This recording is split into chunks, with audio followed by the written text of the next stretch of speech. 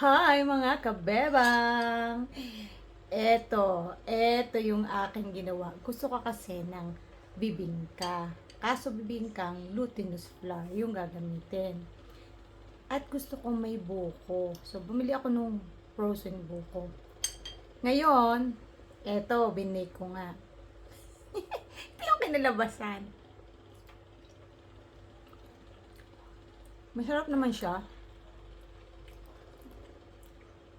Kaya lang, hindi siya bibingka.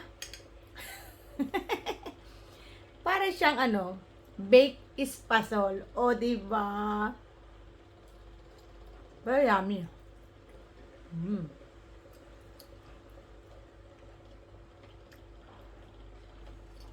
Kaya ipainit. Kasi matigas na sa ref. Tumitigas siya. Mukhang napadami yung aking glutinous kaya tumitigas. Pero, pag pinainit mo, ayan o, may buko. Kita niya yan. Buko yan. At tayo mga kabebang.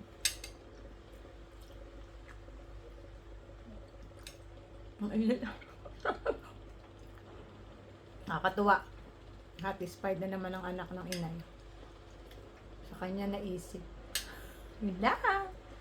Bye-bye.